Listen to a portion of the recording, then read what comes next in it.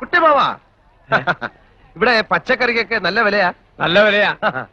ഇവിടെ കിടന്ന് മോഷണവും ആൾമാറാട്ടമായി നടക്കാതെ കയ്യിലുള്ള കാര്യം വരുന്നതിന് മുമ്പ് നാട്ടിൽ പോവാൻ നോക്കണോ അച്ഛനെ? ഞാൻ പോവാം, പക്ഷെ അവിടെ ചെന്നാ കുട്ടിയമ്മ എന്നെ ഇവിടുന്ന് അടിച്ചിറക്കിയെന്ന് പറയേണ്ടി വരും. അത് മതി അമ്മയ്ക്ക് ബ്ലഡ് പ്രഷർ കൂടാൻ. കുട്ടിയമ്മ അത്ര ഇഷ്ടമാണ് അമ്മയ്ക്ക്.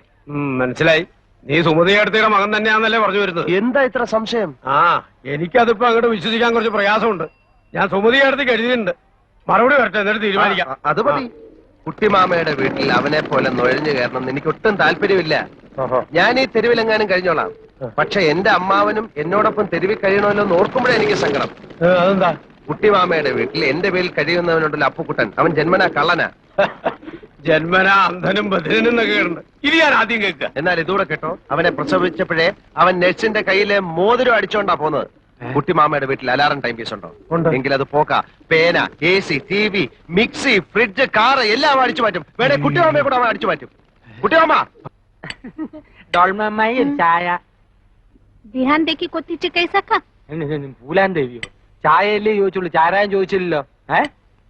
കിയാടെ അല്ല, ചായ ഉണ്ടാക്കാൻ വെള്ളം തിളപ്പിക്കേ. ഇത് ഞാൻ ചെയ്തു തരാം. ഞാൻ കത്തി ഹെൽപ്പ് ഹെൽപ്പ്.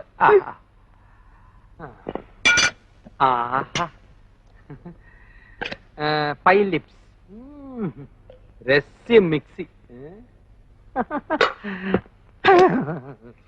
നിനക്ക് അടുക്കളയിൽ എന്താ കാര്യം? ഞാനിവിടെ ചുമ്മാ ഈച്ചയായിട്ട് ഇരിക്കല്ലേ കുട്ടിമാമ. ഡോൾമ അമ്മായി ഒന്ന് സഹായിക്കാമെന്ന് വെച്ചു. അങ്ങനെ ഇപ്പൊ മിക്സിയെ പിടിച്ചോണ്ട് നീ അമ്മായിയെ സഹായിക്കണ്ട. എന്നെ കറണ്ടടിക്കുമെന്ന് പേടിച്ചിട്ടാണല്ലേ? എന്തൊരു സ്നേഹമുള്ള കുട്ടിമാമ. നിന്നെ ഭയങ്കരമായി സ്നേഹിക്കാൻ തന്നെ ഞാൻ തീരുമാനിച്ചിരിക്കാം. അതെയോ? നിന്റെ മേൽ എന്റെ ഒരു കണ്ണ് എപ്പോഴും ഉണ്ടായിരിക്കും. ഓൾമ, അടുക്കളയിലുള്ള സ്പൂണിന്റെയും പാത്രത്തിന്റെയും ഒരു ലിസ്റ്റ് തയ്യാറാക്കി किनु അതൊക്കെ രാത്രി കിടക്കുമ്പോ പറഞ്ഞുതരാം. ഈ കുണോന്ന് വെച്ച എന്താ കുട്ടിമാമ? കിനോ ഞാൻ പറഞ്ഞുതരാം. ഇവ തന്നെ പറഞ്ഞേരണേ.